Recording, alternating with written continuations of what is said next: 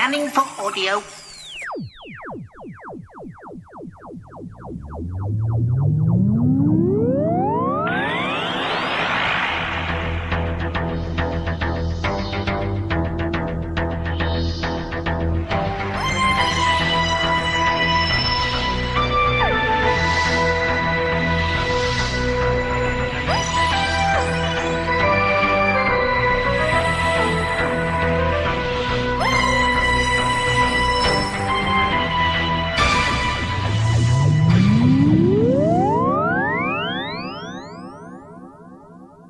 Welcome to a Tin Dog podcast.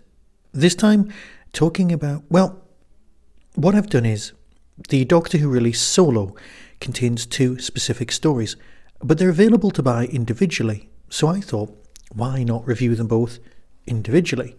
And then you can always play these reviews back to back, and then you'll have, I don't know, the same review for Solo. That makes sense, doesn't it? So first off is The Blood of the Time Lords. Now these are all 4th Doctor stories, and they're all full drama, just like a standard Big Finish. Blood of the Time Lords is by Timothy X. Atack.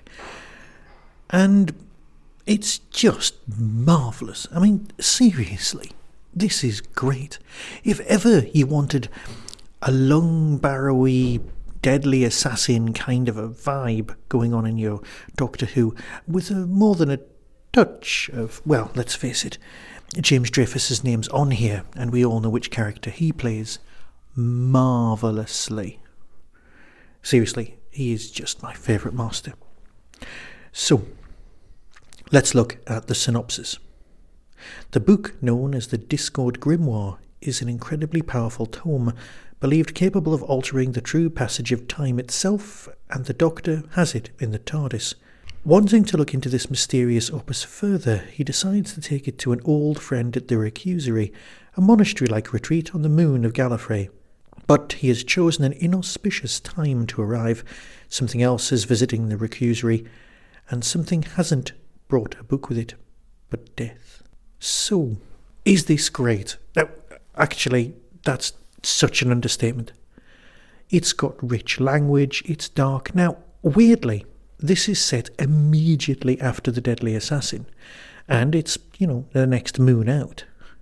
The Doctor even says, oh, you deal with the Master once, you don't deal with the Master for ages, and then 2 come along at once. Well, it is great. But the big bad, really, isn't the pinnacle of the story. What is the pinnacle of the story is the location. It's a giant library. Big Finish of late has had a series of stories where the heroes of the piece have been librarians, and this has been my vote of confidence. It truly has. As far as I'm concerned, you can't go wrong with the hero of a story, or heroine, whichever gender reference you want to go with. One of the main characters being a librarian just works. Seriously, it's great.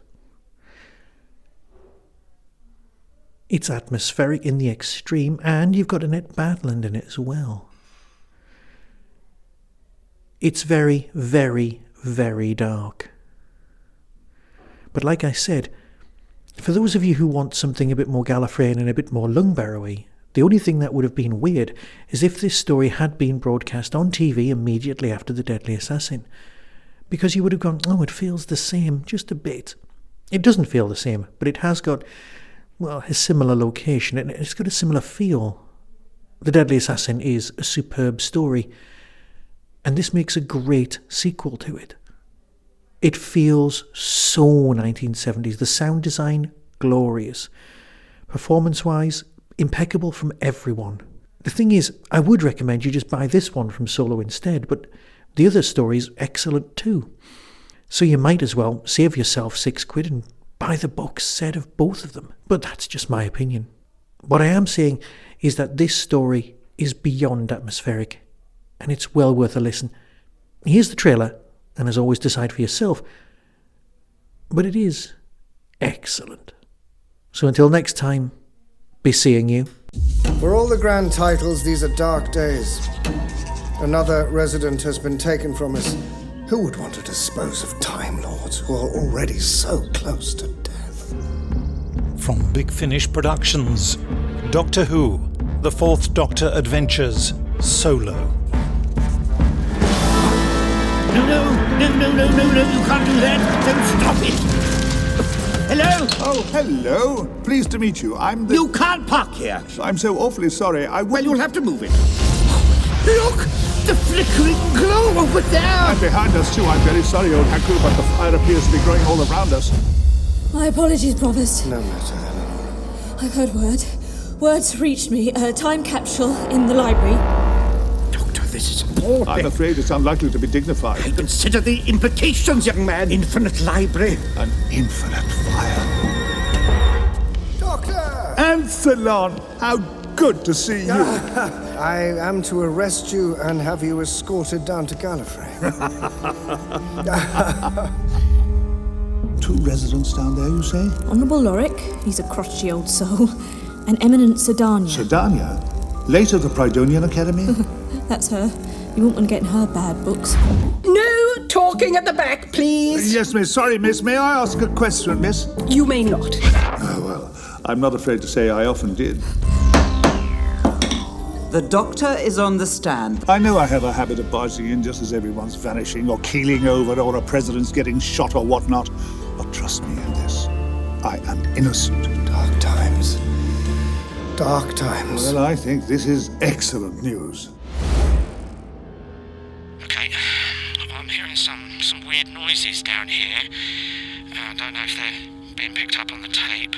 And there's a light down the far end of the tunnel. Hello? Anyone down there? Hello?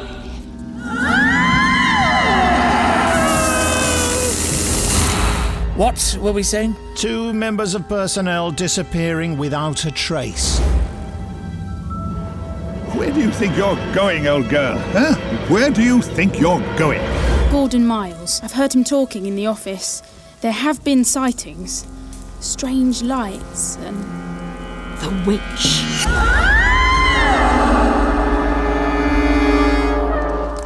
Have you ever seen her yourself?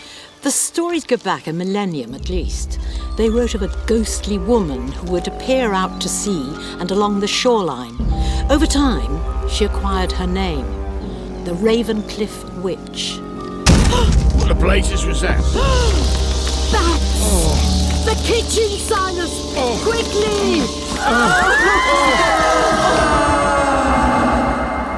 Doctor, what can we do? You want to speak with the witch? We're about to have a seance. The whole world is in danger. You must think I was born yesterday. Big Finish, for the love of stories.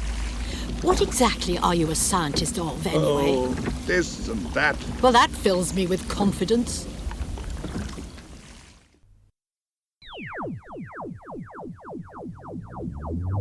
That was the Doctor Who Tin Dog podcast, available on iTunes, YouTube, Twitter, RSS, Vimeo, and across the internet. Doctor Who and its associated properties are all copyright and trademark of the BBC.